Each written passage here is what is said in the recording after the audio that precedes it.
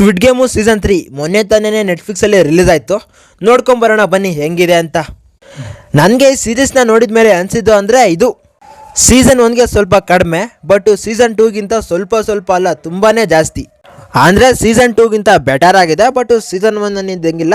But ಇದೊಂಥರ good watch ಅಂತಲೇ ಹೇಳ್ಬೋದು. ಅದರಲ್ಲೂ ನೆಟ್ಫ್ಲಿಕ್ಸ್ ಅಂತೂ ಕ್ಲಾಶ್ ಆಗಿ ಹೋಗ್ಬಿಟ್ಟಿದೆ.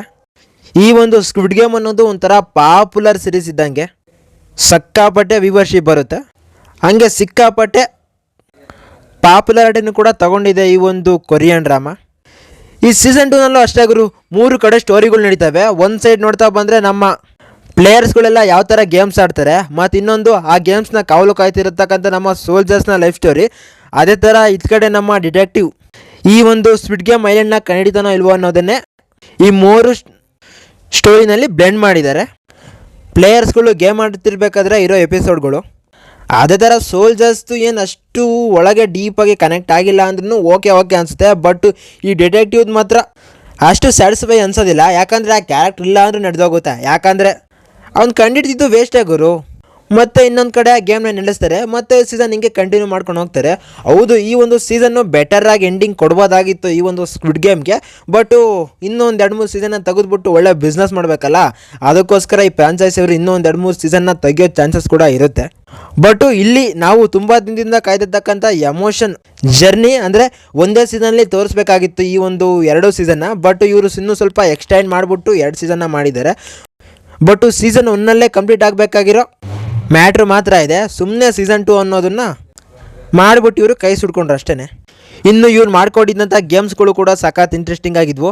ಅದರಲ್ಲೂ ಆ ಸ್ಕಿಪ್ಪಿಂಗು ಮತ್ತು ಹಂಟಿಂಗು, ಕೊನೆಲಾರ್ದಂಥ ಲಾಸ್ಟ್ನೇ ಗೇಮು ಕೂಡ ಸಖತ್ತಾಗೇ ಇತ್ತು. ಮತ್ತು ನಮ್ಗೆ ಇದರಲ್ಲಿ ಜಾಸ್ತಿ ಕನೆಕ್ಟ್ ಆಗೋ ಪ್ಲೇಯರ್ಸು ಬಂದ್ಬಿಟ್ಟು ಆ ಪ್ರೆಗ್ನೆಂಟ್ ಲೇಡಿ ಅಂದರೆ 2-2 ಪ್ಲೇಯರು, ಮತ್ತು ತಾಯಿ ಮತ್ತು ಮಗ, ಮತ್ತು ಆಬ್ಸಲ್ಯೂಟ್ಲಿ ನಮ್ಮ ಪ್ಲೇಯರ್ 4-5-6.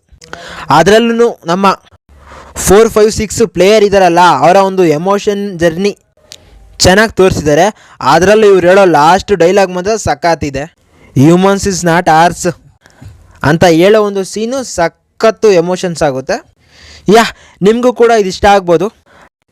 ಇಲ್ಲಿವರೆಗೂ ಸ್ಕ್ವಿಡ್ ಗೇಮೇ ನೋಡಿಲ್ಲ ಅಂದರೆ ಫಸ್ಟು ಸೀಸನ್ 1 ನೋಡಿ, ಸಖತ್ತಾಗಿರುತ್ತೆ. ಸೀಸನ್ 2 ನೀವು ಯಾವುದಾದ್ರೂ ವೀಡಿಯೋದೆಲ್ಲ ಸ್ಟೋರಿ ಕೇಳಿಸ್ಕೊಂಡ್ರು ಬೆಟರೇ, ಯಾಕಂದರೆ ಸುಮ್ಮನೆ ಆ 7 ಎಪಿಸೋಡ್ ನೋಡಿ ಟೈಮ್ ವೇಸ್ಟ್ ಮಾಡ್ಕೊಳ್ಳೋಕ್ಕಿಂತ. ಬಟ್ ಸೀಸನ್ 3 ಮಾತ್ರ ಚೆನ್ನಾಗಿದೆ ನೋಡಿ. ಬಟ್ ಸೀಸನ್ 2 ಅಷ್ಟು ಹೇಳ್ಕೊಳ್ಳೋಂಗಿಲ್ಲ. ಬಟ್ ಅದನ್ನು ನೀವು ಸ್ಟೋರಿನಲ್ಲಿ ಯಾವುದಾದ್ರೂ ಯೂಟ್ಯೂಬ್ ಸ್ಟೋರಿನ ಕೇಳಿಬಿಟ್ಟು ನೋಡಿದ್ರು ಬೆಟರ್ ಅನಿಸುತ್ತೆ. ಫ್ಯಾಮಿಲಿ ಜೊತೆನೂ ಕೂಡ ಆರಾಮಾಗಿ ನೋಡ್ಬೋದು. ಅದೇ ಥರ ಯಾವುದೇ ಅಡಲ್ಟ್ ಸೀನ್ಗಳಿಲ್ಲ, ಬಟ್ ಬ್ಯಾಡ್ ಲ್ಯಾಂಗ್ವೇಜ್ಗಳು ಇದ್ದಾವೆ. ಮತ್ತು ಸಾಯಿಸೋವಂಥ ಸೀನ್ಸ್ಗಳು ಕೂಡ ಸ್ವಲ್ಪ ಬ್ರೂಟಲ್ ಆಗಿದ್ದಾವೆ. ಬಟ್ ಅವೇನು ಅಷ್ಟು ಎಫೆಕ್ಟ್ಸ್ ಅನಿಸಲ್ಲ, ಯಾಕಂದರೆ ಗನ್ ಶಾಟ್ಸ್ ಅಲ್ಲ ಇವೆಲ್ಲ, ಅದಕ್ಕೋಸ್ಕರ. ಒಟ್ಟಿನಲ್ಲಿ ಒಂಥರ ಟೈಮ್ ಪಾಸ್ಗೆ ಆಗಲಿ ಎಂಟರ್ಟೈನ್ಗೆ ಆಗಲಿ ಮಸ್ಟು ಮತ್ತು ಗುಡ್ ವಾಚ್ ನೋಡಿ, ನಿಮಗೂ ಇಷ್ಟ ಆಗ್ಬೋದು. ಇದಾಗಿತ್ತು ಗೈಸ್ ನನ್ನ ರಿವ್ಯೂ. ನಾವು ಮತ್ತೆ ಸಿಗ್ತಾ ಇರೋಣ. ನಮ್ಮ ಈ ರಿವ್ಯೂ ನಿಮ್ಗೆ ಇಷ್ಟ ಆದರೆ ನಮ್ಮ ಒಂದು ವಿಡಿಯೋಗೆ ಲೈಕ್ ಮಾಡಿ, ನಮ್ಮ ಚಾನಲ್ನ ಸಬ್ಸ್ಕ್ರೈಬ್ ಮಾಡಿ, ನಮ್ಮ ವಿಡಿಯೋನ ಬೇರೆಯವ್ರಿಗೂ ಕೂಡ ಶೇರ್ ಮಾಡಿ. ಮತ್ತು ನಾವು ಬೇರೆ ವಿಡಿಯೋ ಮತ್ತು ರಿವ್ಯೂಗಳ ಜೊತೆ ಸಿಗ್ತಾ ಇರೋಣ. ಬಾಯ್.